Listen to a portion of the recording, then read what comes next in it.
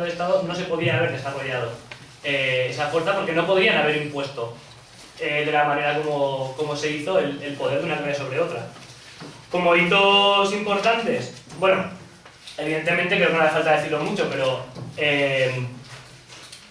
esta acumulación originaria lo que genera es el empobrecimiento generalizado de un montón de gente, tanto en los países que están desarrollando el capitalismo como en las colonias, básicamente porque es un robo violento lo que se hace para acumular el capital.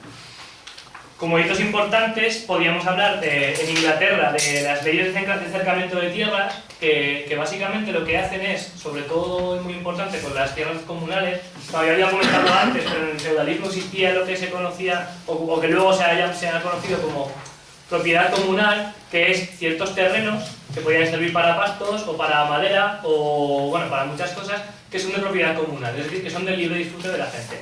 Evidentemente no es una propiedad igualitaria, como se habla algunas veces, porque si tú tienes si hay un pasto grande de propiedad comunal y yo tengo 100 ovejas y Víctor tiene una cabra, pues el disfrute no es el mismo. Evidentemente yo hago menos disfrute de esa propiedad porque tengo, él hace menos disfrute porque tiene una sola cabra, entonces tampoco es algo completamente igualitario.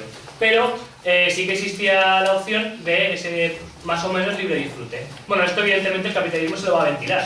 Se lo va a ventilar porque no le interesa que haya propiedad libre. De hecho es que conforme avanza el capitalismo vamos viendo que cada vez son más cosas las que son susceptibles de propiedad privada, llegándose al punto de que ahora también es susceptible, bueno, ahora hace tiempo ya que el agua es susceptible de propiedad privada y que incluso ahora se está planteando que puede ser que de alguna manera el aire o el oxígeno se pueda transformar también en ser susceptible de propiedad privada, que si no lo hacen es porque no tienen la técnica para hacerlo, creo yo.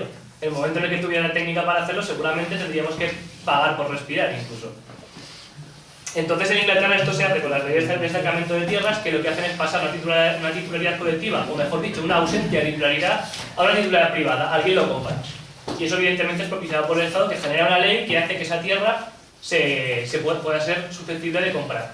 Y por otro lado, también a pequeños propietarios se les quiten las tierras para que las vayan atesorando grandes propietarios.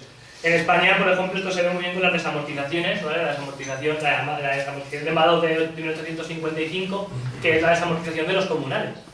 Y claro, lo de los comunales supone bastante impacto para la mayoría de campesinos que las utilizaban, porque básicamente casi de la noche a la mañana pasan de poder ir a pastar con sus ovejas a un sitio a que eso está vallado, por eso la ley de se llama cercamiento de tierras en Inglaterra, y no pueden utilizarla, porque si la quieren utilizar tienen que o pagar o ponerse a trabajar para el propietario de esa propiedad. También pasaba, por ejemplo, con zonas de bosque, que era muy importante para la madera, que se necesitaba para cocinar, para calentarte, e incluso con algunas propiedades de los concejos de ciudades y pueblos, como los molinos en los que la gente iba a hacer el pan y no tenía por qué dar cuentas a nadie. Entonces eso también, digamos que es un proceso de privatización, para que se entienda.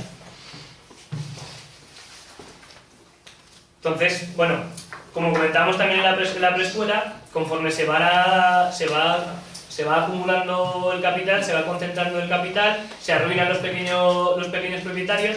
Después y a la vez hay competencia entre los capitalistas, que también se van machacando unos a otros hasta que van creando propiedades muchísimo más grandes y se van creando los monopolios, ¿vale? Eso también lo explicamos.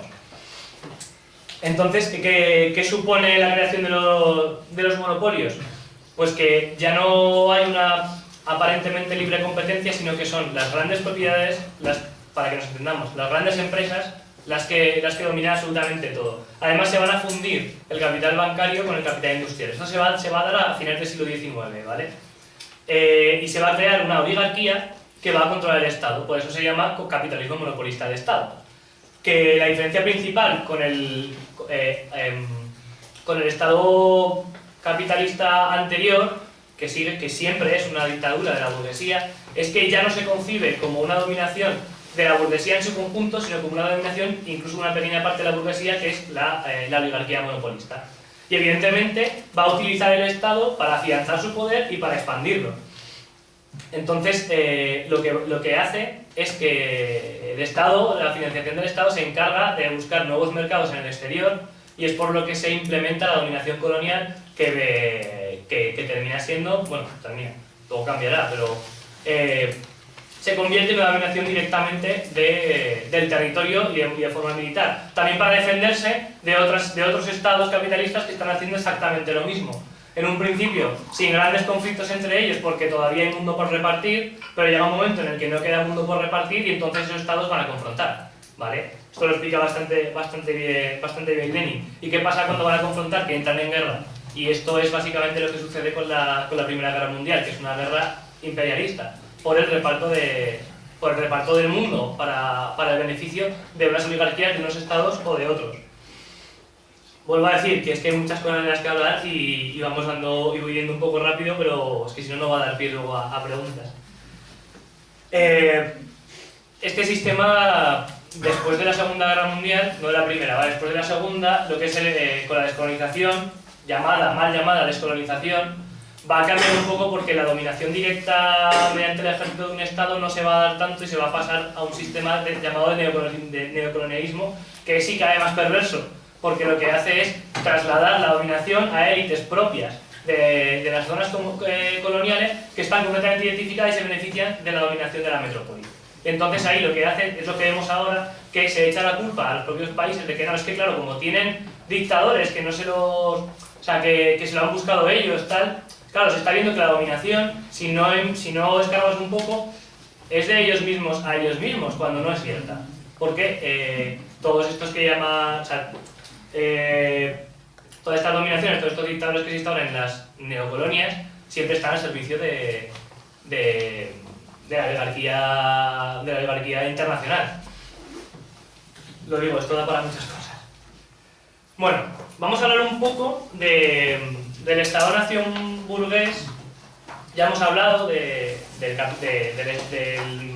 Estado capitalista, pero quiero hablar un poco de por qué el surgimiento del Estado-Nación viene determinado, es una necesidad del propio desarrollo capitalista, ¿vale? Durante el feudalismo, volvemos un poco antes, si lo acordáis había comentado que existían señores que tenían las tierras y que además tenían jurisdicción. Es decir, tenían la capacidad de dictar derecho dentro de sus propiedades territoriales. Además existían infinidad de diferentes impuestos, no había tampoco un poder centralizado verdaderamente que fuera capaz de llevar su dominación a todos los sitios, y esto eran trabas para el comercio. Evidentemente, si tú vas comerciando pues, por toda la península ibérica, por ejemplo, y pasar de un sitio a otro te encuentras con diferentes impuestos, con diferentes tasas, con que tienes que cambiar pesos y medidas, esto es un impedimento. Entonces, sobre todo ya durante las monarquías absolutas, aquí en España se ve bastante bien con los Borbones, lo que se va a hacer es unificar todas las tasas impositivas, todos los aranceles, y toda la jurisdicción en torno al único poder central. Que esto precisamente lo que hace es facilitar las transacciones comerciales de los capitalistas. Por lo tanto, el Estado-Nación burgués es una necesidad del capitalismo. No es un consenso, no es que el pueblo de repente se siente español y crea la nación española, ni mucho menos, es una necesidad del capitalismo. Lo que pasa, como comentaba antes, como necesita esa legitimidad, se van a crear los símbolos nacionales, que la mayoría de Europa surgen a lo largo del siglo XIX, banderas, himnos, mitos, todas estas cosas, que lo que hacen es inventar una tradición nacional para sustentar la existencia de ese Estado-Nación. Se me había olvidado comentar antes una cosa cuando hablaba del liberalismo y que se ve en el Estado-Nación burgués, y es la existencia del subnacio censitario. Esto me parece muy importante, ¿vale? Porque al principio la participación política es muy restringida. Sigue siendo restringida actualmente, pero es que antes era restringida por ley. Es decir, la capacidad de elegir y ser elegidos a los representantes políticos solo se daba a una minoría propietaria. Y además, según los momentos, se exigía más o menos propiedades, ¿vale? Y es importante que esto, si no hubiera sido porque hay luchas que demandan participación política, por ejemplo, una de las primeras es el cartismo a principios del siglo XIX en Inglaterra, que una de sus reivindicaciones es el sufragio universal, ¿vale? Veremos que la reivindicación del sufragio universal es clave porque se quiere participar en política. luego también existirán, como conocemos, muchas formas de dominar aún existiendo el sufragio universal. O sea, el sufragio universal de por sí no da nada. Simplemente puede aumentar la contradicción de gente que se sienta que tiene que participar de la política que no consigue hacer absolutamente nada. Pero el liberalismo de origen lo que quiere hacer es que esa gente directamente no participe.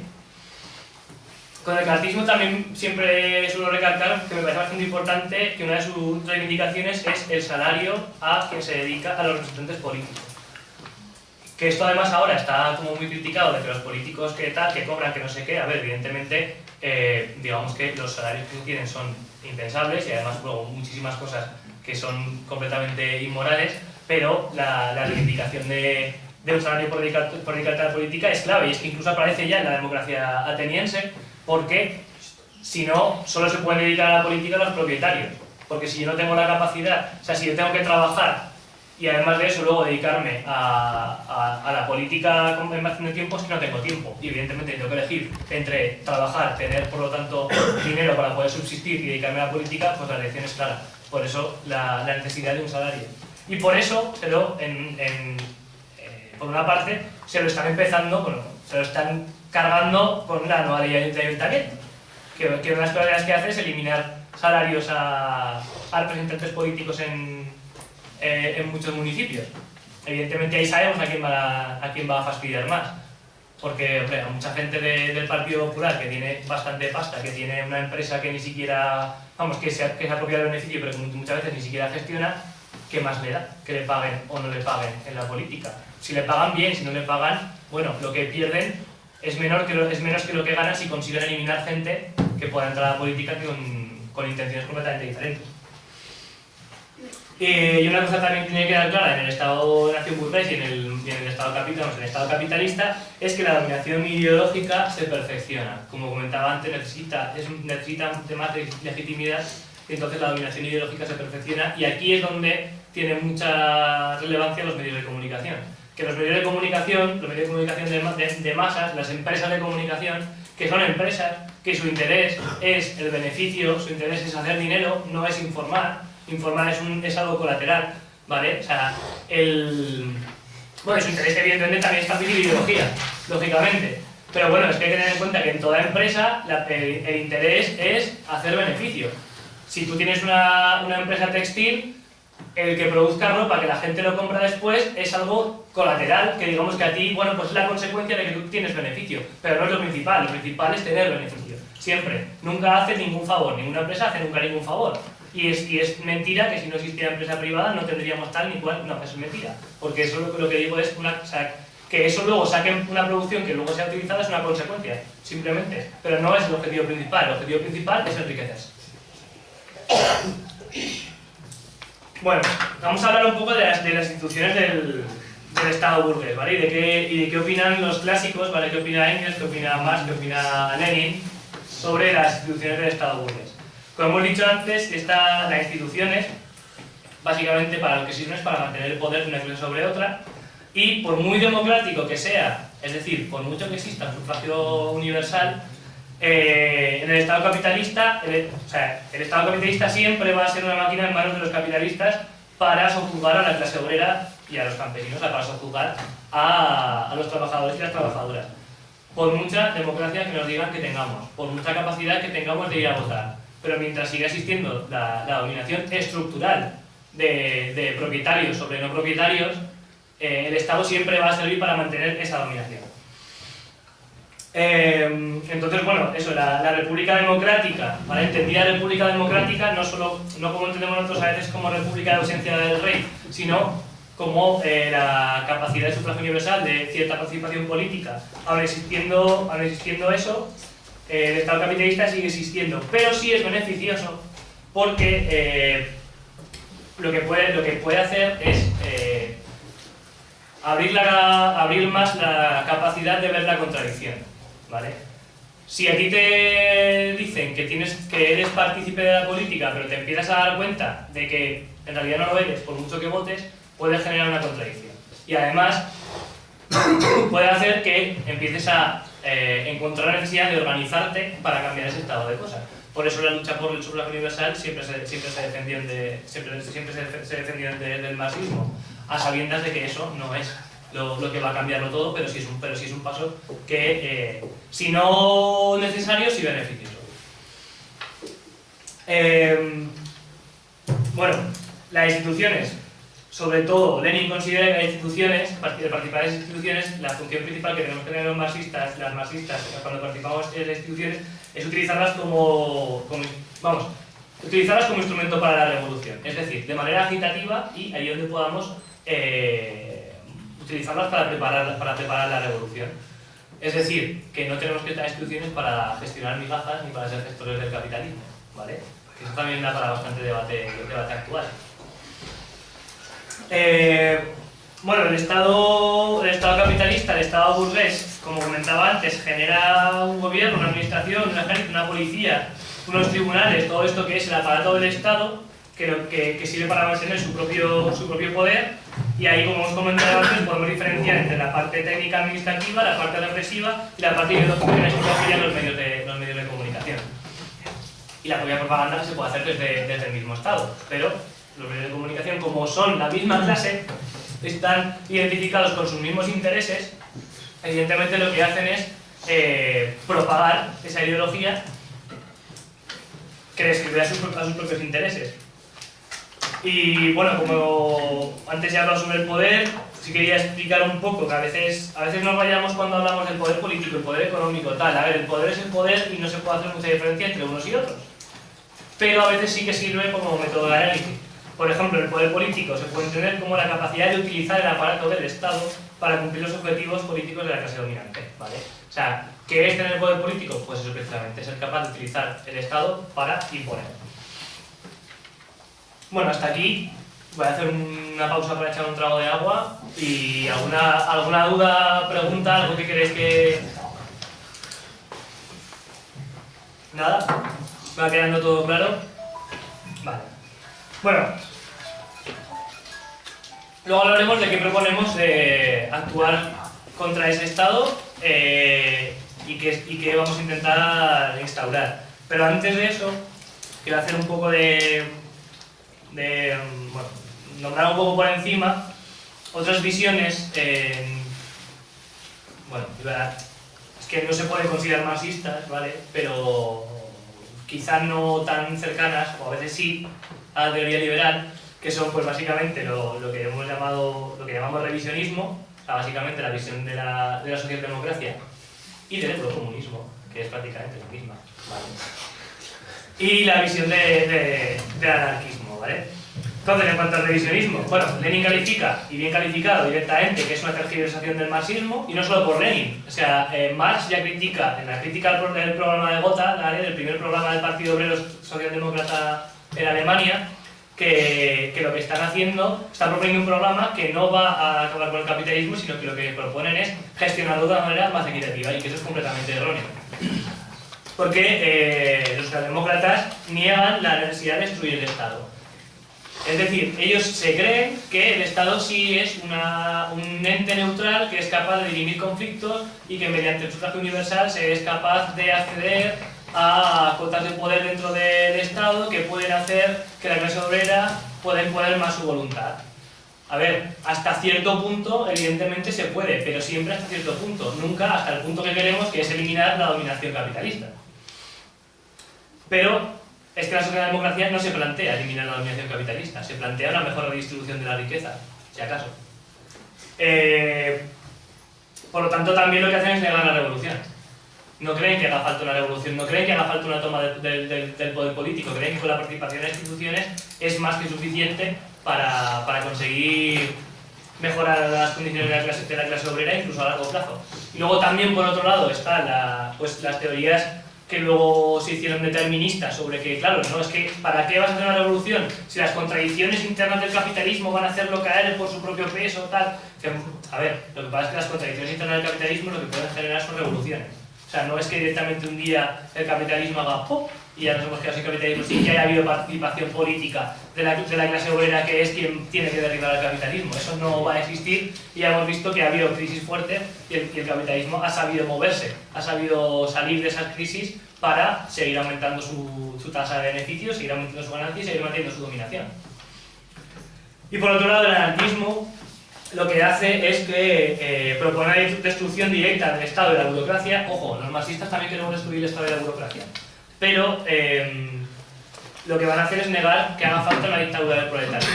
Digamos que de alguna manera se destruye el Estado y ya está, sociedad feliz, ¿vale?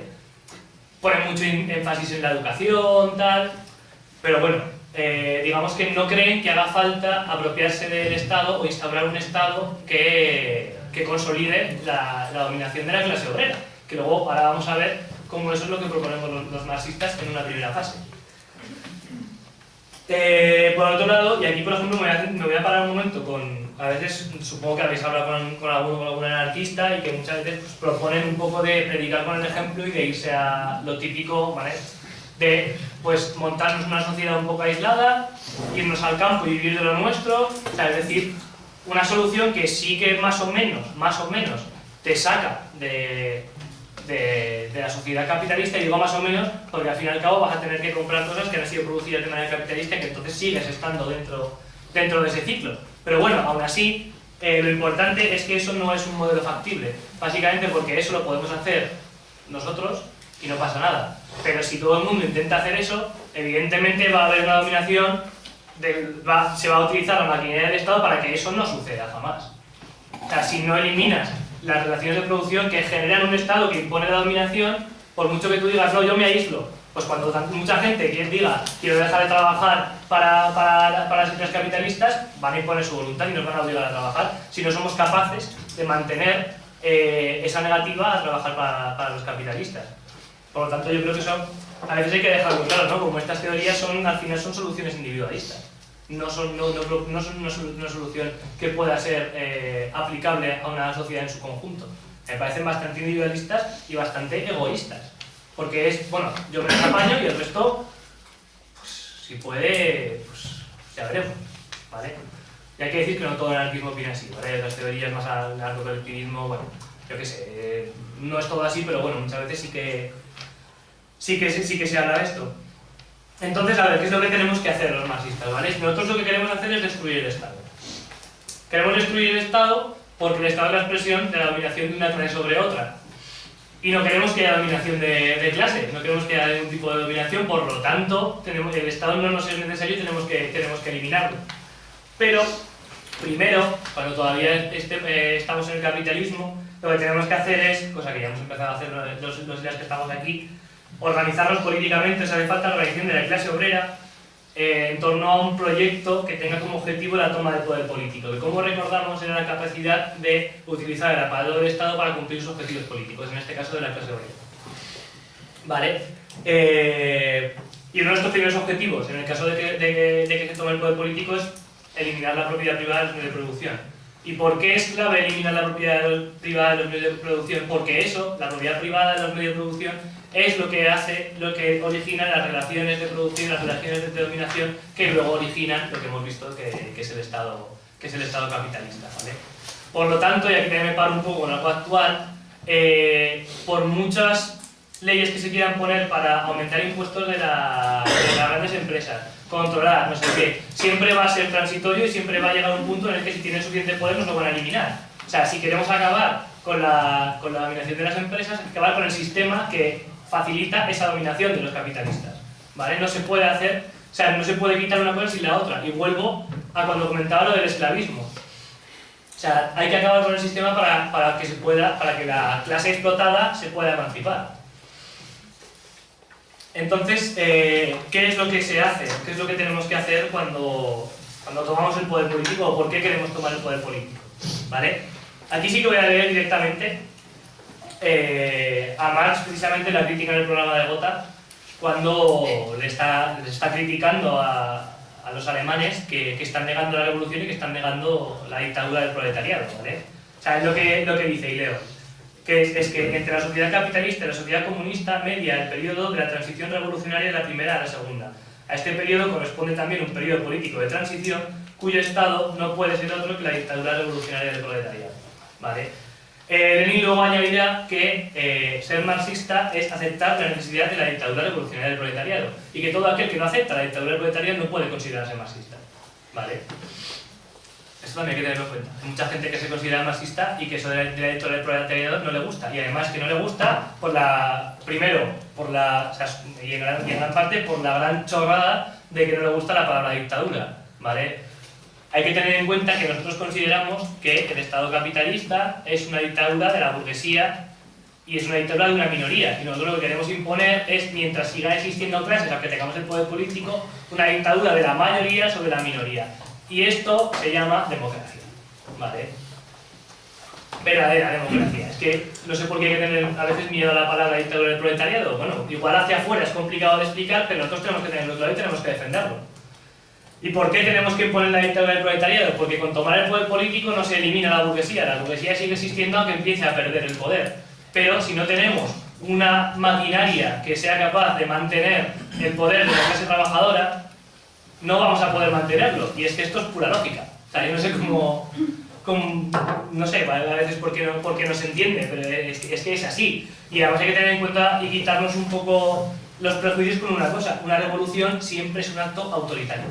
Siempre, sea del tipo que sea, por mucho que, por ejemplo, los anarquistas propongan no, que es una revolución social que es anti-autoritaria, la revolución en inicio siempre es un acto autoritario, y es que tiene que ser así, porque una revolución es la imposición por la fuerza de una voluntad sobre otra. En este caso nosotros queremos imponer la voluntad de la mayoría sobre la minoría, que es la lógica, que es la democracia, no como lo que estamos ahora. En el Estado capitalista burgués, esto también lo decía Lenin, ¿no? Y más, la libertad es la libertad de los propietarios, es la libertad de un pequeño porcentaje de la población, de un 10%, un 5%, el resto de la gente no es libre porque tiene que trabajar para otros para poder sobrevivir. Nosotros queremos eliminar eso, pero para eliminar eso tenemos que tener una maquinaria que sea capaz de reprimir los intentos de recuperar el poder de la burguesía.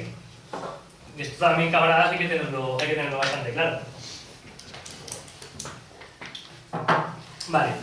Entonces, tenemos que utilizar el poder del Estado para reprimir a la minoría, perdón, a la mayoría, no,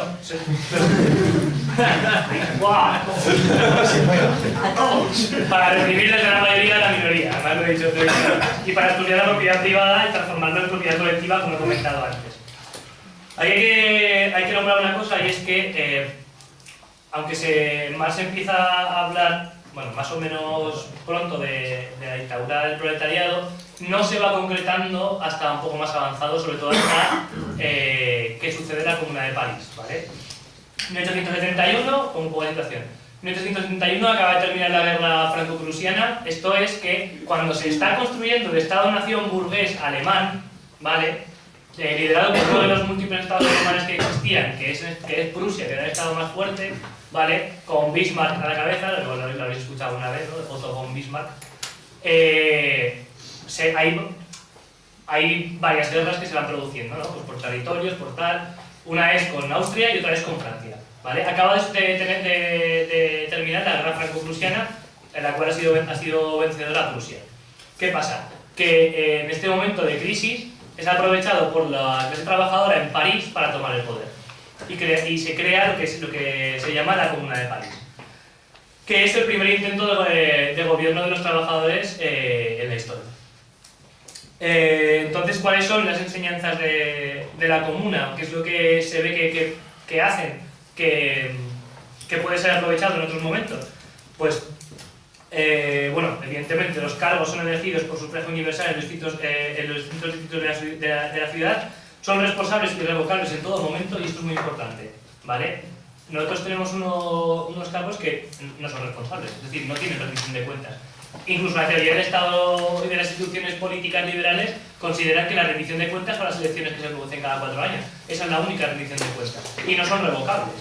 O sea, la única manera que tienen de ser eliminados son o porque desde un poder, o sea, desde una instancia superior los quiten, o porque cometan un delito tan flagrante que pueda ser incluso que lleguemos al caso en el que se pueda encarcelar en algún momento, cosa que vemos que tampoco sucede.